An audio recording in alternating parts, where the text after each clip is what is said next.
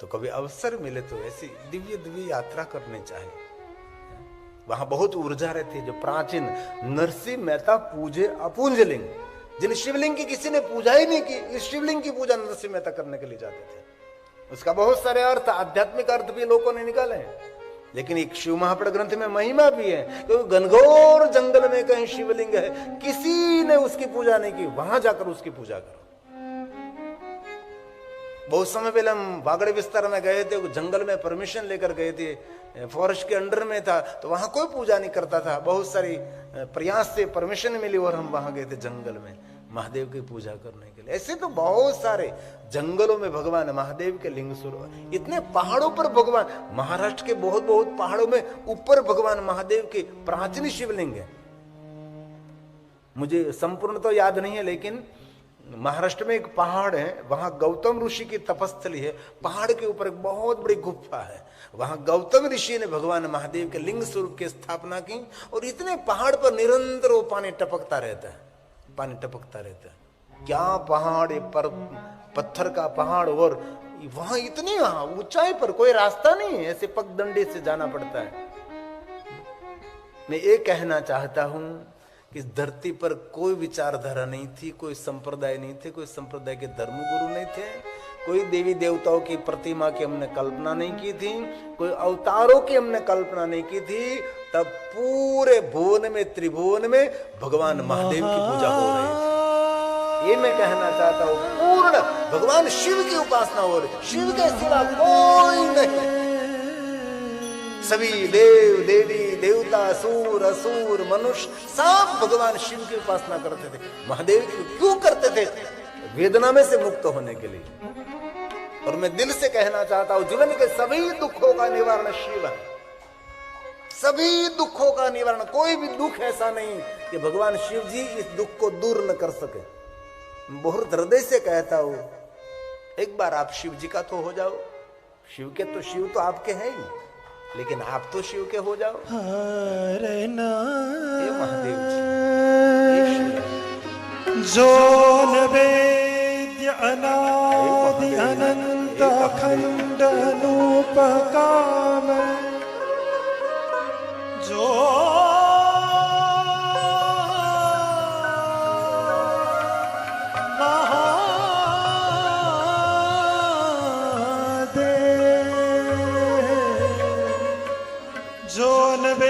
अनादि अनंत अखंड अनुपकाम है, जाहि निरूप ही वेद सदा, जो कि नित्य निरीह निरंजन नाम है, जो घन रंजन दुख विभंजन गंजन गर्वारी सुख धाम है, सोही कैलाश को नाथ वृषभानु को धुनान है, सोही त्रिलोकी को नाथ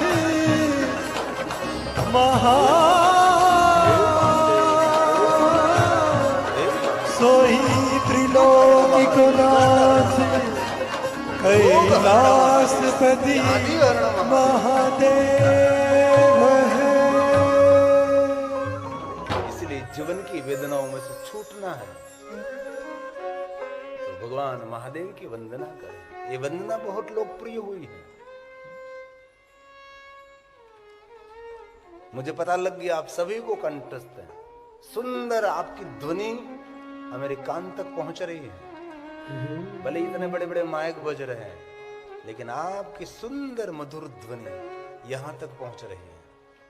और यहां तक पहुंच गई तो समझो शिवलोक तक पहुंच गया। आपकी सुंदर ध्वनि महादेव के द्वार में गूंज रही है। इसलिए आशा रखता हूं, मौन खोले, हृदय खुलकर बोलिए, वंदे देव उमापति सुरगुरु। देवताओं के गुरु भगवान शिव है। वंदे जगत कारणम।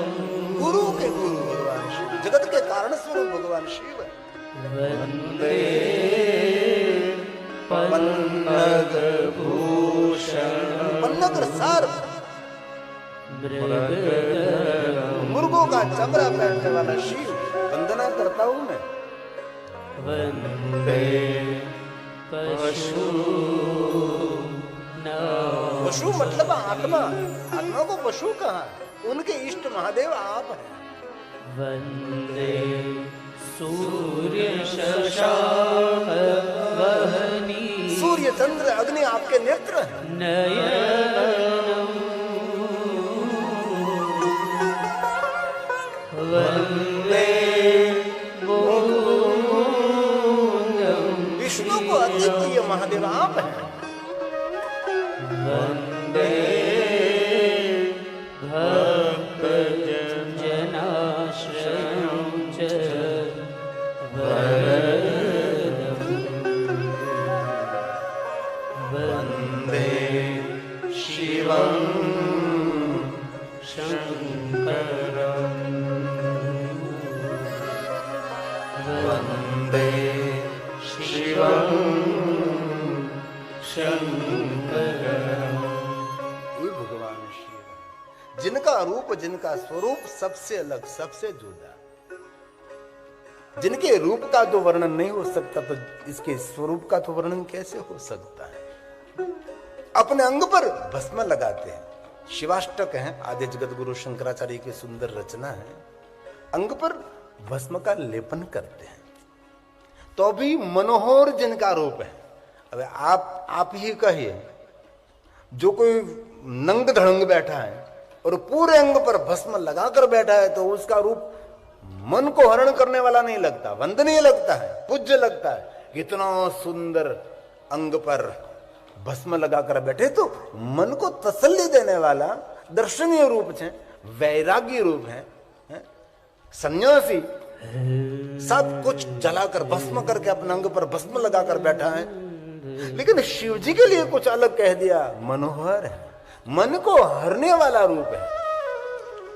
शिव सब तरीके से सुंदर है, इसीलिए तो कहते हैं, हमारा निवास स्थान है, मेरा निवास स्थान राजेंद्र शर्मा के वहां लिखा सत्यम शिवम सुंदरम लिखा है, मुझे बहुत अच्छा लगता है। सुबह में उठता हूं मैं जल्दी भोर में, हमारे सोसाइटी देवभूमि बड़ी बड़ी शांत भूमि है, कोई आवाज नहीं, कोई शोर नहीं, कोई घर से बाहर निकलता नहीं, कौन आया कौन गया किसी को कुछ लेना देना नहीं। मैं इतने दिन से देखता हूँ कोई दिखाई नहीं देता कि यहाँ कोई रहते हैं कि नहीं रहते हैं, ऐसा मुझे पता होता। आज मेरे राजेंद्र शर्मा ने कमाल कर दिया। राजेश शर्मा ने आज सबको बुला लिया मेरे पास, पता लगा वो सबको रहते हैं यहाँ। मुझे लगता कि देव भूमि में अकेला रह रहा हूँ, कि मैं तो सुबह में जल्दी उठकर बाहर निकलता हूँ, सुंदर सुंदर बिलवृक्ष हैं, बिलवृक्ष के नीचे व्यायाम प्राणायाम थोड़ा सा यज्ञ, सब कुछ इतना आनंद मिलता है। एक बात बीच में कहता हूं कि जिनके आंगन में बिलवृक्ष है वो आंगन नहीं, वो तो साक्षात तीर्थ है। बहुत सारे लोगों के आंगन में तीर्थ रहता है। शिव जी का रूप सब तरीके से सुंदर है, मनोहर रूप है, सौम्य है, ये शिव, ये महादेव। और भगवान शिव किसके हैं? वन में जो आश्रय करते हैं उसके आश्रय स्थान शिव है। वन में कौन रहता है? शिव रहते हैं। वन में कौन रहता है? ऋषि रहते हैं। और शिव जी को वन बहुत प्रिय है, वन में विचरण करने वाला देव है। वनवासियों का इष्ट देव शिव है। भिलों का इष्ट देव कौन है? भिलेश्वर महादेव, भिलनाथ महादेव। बहुत सारे भिलों ने महादेव की उपासना की है। और ऐसी कथा भिलों की, ये कथा आपको मैं कहूं तो आपको ऐसा लगेगा कि ऐसे लोगों पर भगवान शिव की कृपा हो जाती है। हरणों को मारकर अपना जीवन चलाने वाले, आहार करने वाले लोगों को महादेव मिले। ऐसी बहुत सारी कथा, विचित्र कथा, कभी कभी पढ़ते पढ़ते ऐसा लगता है कि ऐसे लोगों को भगवान शिव मिल गए। अरे शिव की क्या बात करो, राम जी वन में गए थे तो राम जी भी ऐसे लोगों को मिले थे और सबके साथ उनने मित्रता की थी। शिव किसको कहते हैं? किसी के साथ कभी कोई पर्दा नहीं, कोई पट नहीं, कोई कपट नहीं, दंभ रहित, सबको स्वीकारने का जिनका स्वभाव है वो शिव है।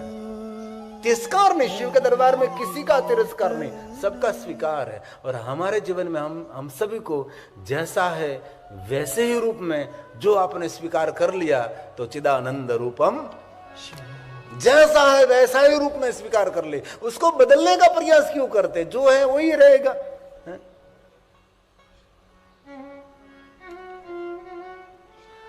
આમ તો મારે ન કહેવાય એવું ન બોલાય, પણ એક ભાઈએ કૂતરાની પૂંછડીમાં પ્લાસ્ટિકની ભૂંગળી ભરાઈ દીધી. તો કોઈ પૂછ્યું કે આ કૂતરાની પૂંછડી સીધી કરવા માટે તે પ્લાસ્ટિકની ભૂંગળી ભરાવી? નહીં, તે પ્લાસ્ટિકની ભૂંગળીને મારે વાળવી છે એટલે ભરાઈ દીધી. એ પૂંછડી સીધી ના થાય તેની, પ્લાસ્ટિકની પાઇપ વળી જાય. એટલે दूसरों को बदलने का कभी प्रयास नहीं करे. आपकी पुत्र वधू जैसी है वैसे रूप में स्वीकार लीजिए. सासू मां जैसा है वैसा ही, महाकाली कलकलता वाली तरफ बचनी न चाहिए. खाली आकाश बांधू, पाताल बांधू, चारे दिशा बांधू, चारे वेद बांधू, तार लेंघन नेड़े नाड़ी बांध ले, बांधवानी बातों करे छे. पुत्र जैसा है वैसे रूप में स्वीकार है, पिता जैसा है वैसे रूप में स्वीकार. जिनको स्वीकार करना आ गया उसके लिए कोई मन में उत्पात नहीं है. शिव जी का दरबार क्या है? स्वीकार का. भूत प्रेत डाकिनी शाकिनी पिशाच सब कोई, मूषक मयूर पन्नग भूषणम, बड़े बड़े सर्प, नागेंद्र, नागों के इंद्र भगवान शिव के दरबार में रहते. भूत प्रेत कैसे होते हैं? चित्र विचित्र भूत प्रेत. गांधर्व भी रहते हैं, इंद्र के अप्सरा जिनके दरबार में नृत्य करते रहते हैं, जहां माता सरस्वती निरंतर संगीत सुनाती रहती हैं, जहां गांधर्व गायन करते हैं. इतना सुंदर दरबार शिव का. शिव क्या कहते हैं? शिव कहते हैं जैसा है वैसे रूप में स्वीकार हुआ. सर्प जो अपना विष को छोड़ देते हैं तो सर्प नहीं रहता ना. मयूर अपने पंख को छोड़ेगा तो मयूर कैसे कहलाएगा? शिव जी का दरबार ऐसा है. महादेव एक अलग, सबसे अलग दुनिया का देव. वन में जो आश्रय करते, वन में आश्रित करते, ऋषि मुनियों का आश्रय स्थान शिव है. अब तो सभी ऋषि मुनि शहर में रहने लगे, तीर्थों में रहने लगे. पहले तो ऋषि मुनि कहाँ रहते? जंगल में. एक पर्ण कुटीर बनाकर, पर्णों से बनाई हुई सुंदर कुटीर, इसलिए पर्ण कुटीर कहते हैं. इनमें रहते थे ऋषि मुनि. उसके आश्रय स्थान शिव है. अंग पर भस्म लगाकर वैराग्य का रूप धारण करके शिव रहते हैं. शिव संपूर्ण वैरागी है और शिव संपूर्ण संसारी भी है, योगी भी है और भोगी भी है. कहने में कुछ भी हमको शिकायत नहीं. पार्वती को अपने जंग पर बिठाकर भगवान शिव बैठता है. और वैरागी भी, ऐसा वैरागी कि शिव जैसा कोई वैरागी भी नहीं है. यहां कहां है? गौरी कटाक्ष. गौरी के सामने जब देखते हैं तो इतनी त्रासी नजर, तीसरी नजर करके देखते हैं, कटाक्ष दृष्टि से देखते हैं, निरीक्षण करते हैं गौरी का. जैसे कोई नारी सुंदर श्रृंगार करके उसके पति के सामने खड़ी है और पति बहुत आदर के साथ निरीक्षण करता है.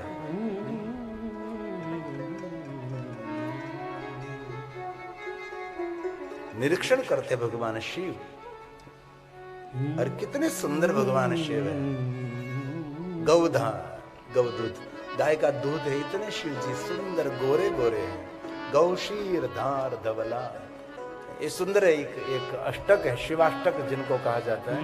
इनमें शिव जी का सामर्थ्य, शिव जी का रूप, शिव जी का स्वरूप. शिव कौन है? ये आदि जगत गुरु शंकराचार्य महाराज का सुंदर शब्द प्रसाद है. भस्मांगराग कृत रूप मनोहरा सौम्य वदात वनमाश्रित माश्रिता. वन में जो आश्रय करते हैं उनके आश्रय स्थान शिव है, महादेव है. सौम्य है, शांत रहने वाला देव है. शिव के जीवन में कुछ उछल कूद नहीं, उपद्रव नहीं है. उपद्रव रहित शिव है.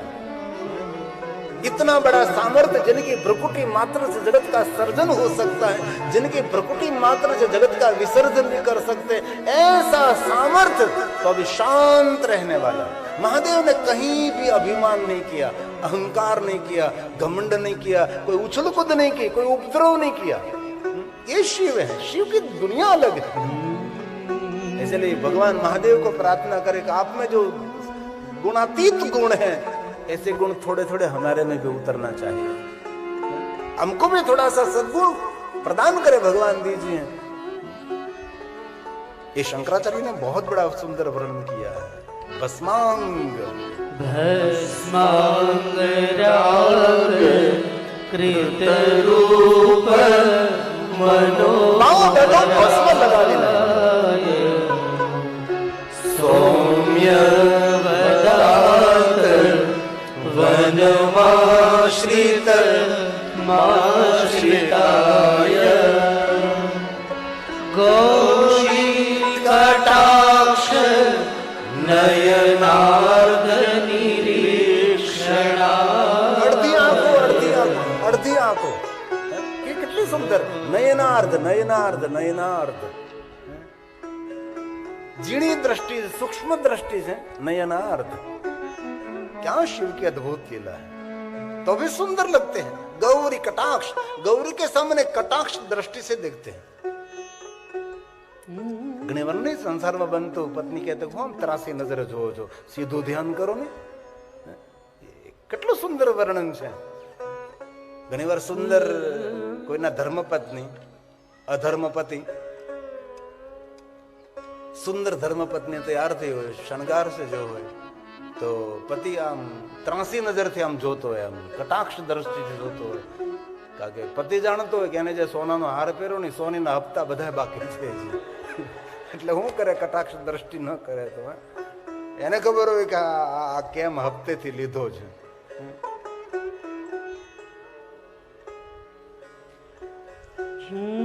ગૌરી કટાક્ષ, गौरी कटाक्ष नयनार्ध निरीक्षणा।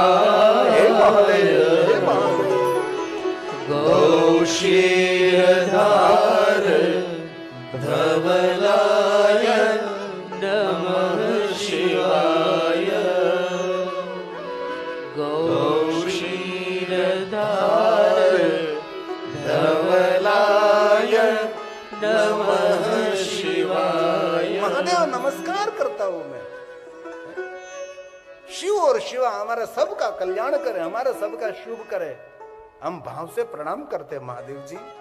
नागों का हार पहनने वाला नागेंद्र हराय, नागों का हार, नाग सामान्य नाग नहीं, नागेंद्र। पंचाक्षर स्तोत्र का जो पहली पंक्ति है इनमें, ऐसे भगवान शिव है। इस स्तोत्र बहुत लोकप्रिय है, शिव भक्तों को तो कंठस्थ रहता है ना। 5 अक्षरों के द्वारा बनाया गया सुंदर स्तोत्र, पंचाक्षर स्तोत्र। कैसे शिव है। नागेंद्र हराय त्रिलोचनाय भस्मांगरागाय। भस्म का आगार, भस्म का ढेर है। शिव जी भ्रुकुटी ऊपर नीचे करें तो भस्म का ढेर नीचे पड़ता है। शिव जी का कुछ हलन चलना हो तो भस्म नीचे गिरती है। ये शिव है।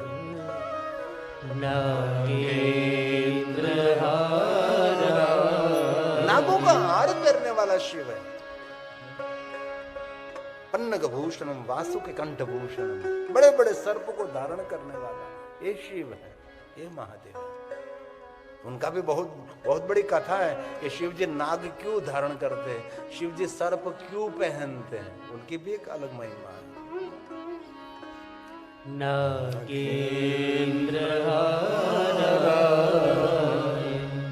त्रिलोचनाय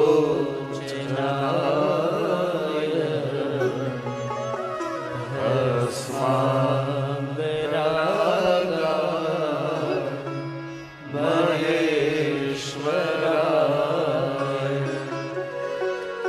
नित्यायुष्युधाय दिगंबराय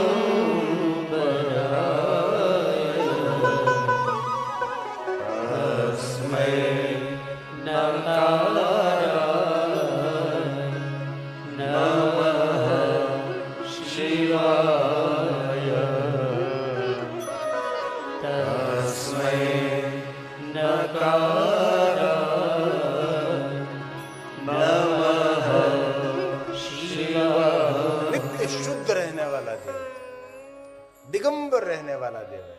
दिगंबर हो तो ऐसा हो, वरदाता हो ऐसा। शिव जी दिगंबर क्यों कहलाते हैं? क्योंकि शिव जी का जीवन एकदम खुला जीवन है। कोई दंभ नहीं, कोई दिखावा नहीं, कोई कपट नहीं, कोई झूठ नहीं। इसीलिए तो शिव जी को कहते हैं सत्यम। क्यों कहा जाता है? कुछ भी छोटा सा भी, दूर दूर तो कहीं भी असत्य नहीं। इसलिए शिव जी को हम कहते हैं सत्यम।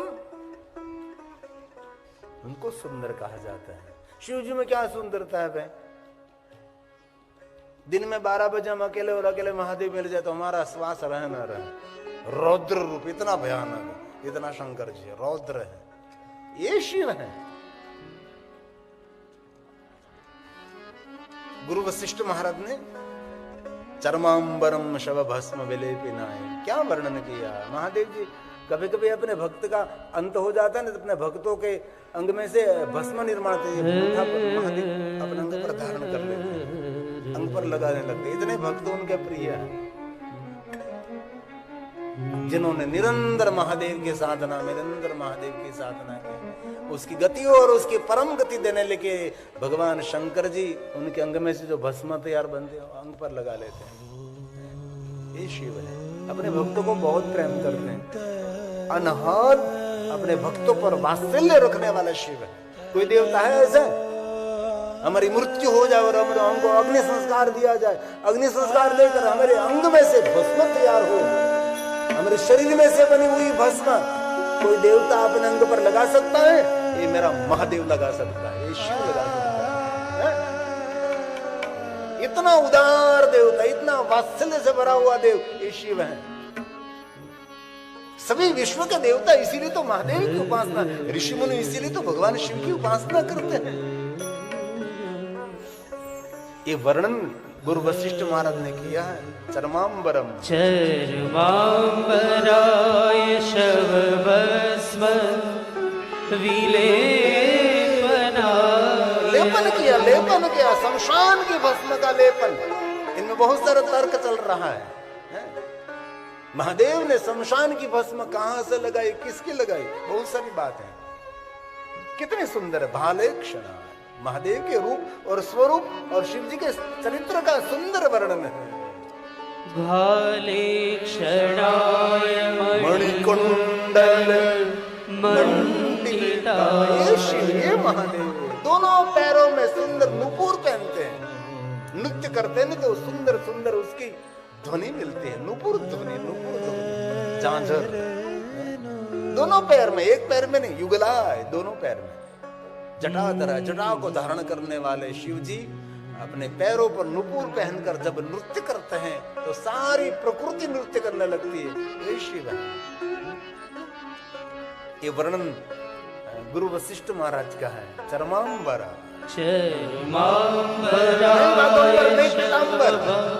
चमड़ा पहना है, श्वेतांबर पहरे, पीतांबर पहरे, लीलांबर पहरे, लेकिन शिव जी ने चरमांबर चमड़ा पहन कर रखा है। गज चर्म, वाघ चर्म, क्या शिव है। अंग पर भस्म लगा कर बैठा है, लेकिन सबका मंगल और कल्याण करने वाला देव है। चरमांबराय शव भस्म विलेपनाय। पाप का लोप करने वाला शिव है। भाले क्षणाय मणिकुंडल मंडिताय। दोनों पैरों में मंजीर पाद युगलाय जटाधराय। दारिद्र्यं दुःखदहनाय नमः शिवाय। कोई आपके परिचय में हो, कोई भी हो, निर्धन हो, दरिद्र हो, दरिद्र हो, और देवता उनकी दरिद्रता दूर करे कि न करे, लेकिन निर्धन कोई दरिद्र है तो उनको पकड़कर शिवालय पहुंचा दो। जन्म जन्मांतर की उसकी निर्धनता, दरिद्रता भगवान पूर्ण कर देंगे। ये शिव है। इसलिए गुरु वशिष्ठ का वचन है, निर्धनता को दूर करने वाला, दरिद्रता को दूर करने वाला ये शिव है। शिव कोई सामान्य देवता है। दारिद्र्यं दुःखदहनाय नमः शिवाय दारिद्र दुःख दहनाय नमः शिवाय दारिद्र दुःख दहनाय नमः शिवाय। निर्धनता को जड़ गुणों में से दूर करने वाला है। पैसा उड़ता हुए तो शिव ने भजो। कुबेर पैसा आवड़ो ક્યાંથી થયો? શિવની સાધના કરીને। સીધી જ વાત છે ને। ઘણા ઘણા લોકો પ્રવચનકારો કહેતા કે શિવની સાધના કરવાથી શું મળે? એ તો શમશાનમાં રહે છે, એ તો સરપો પહેને છે। શિવની સાધના કરજો તો તમારા ઘરમાં હરપ નીકળશે। આવા પ્રવચનો મેં મારે કાને સાંભળ્યા છે। શમશાનમાં રહેવાળો દેવ તમને શું આપવાનો છે? ખોપડીઓની માળા પહેરનારો તમને દેવ શું આપી શકે છે? જેની પાસે દેવા માટે કઈ છે જ નહીં। એને કહેજો ભવદ ભ્રુ प्रणहिताओं। शिव जी देता है तो अपने भ्रू के इशारे मात्र से देता है। ये शिव है। जड़ गुण में से निर्धनता को दूर करने वाला शिव है। कभी कुबेर को पूछ लीजिए कितना धन तू कहां से लाया? तो कुबेर कहेगा कि महादेव की साधना का फल है, भगवान शिव जी का फल है इतना धन साम्राज्य। अरे कुबेर के साथ नहीं जाओ तो रावण को तो मिले, नगर नगर में होगा रावण। रावण को पूछ लीजिए धन कहां से लाया? ये स्वर्ण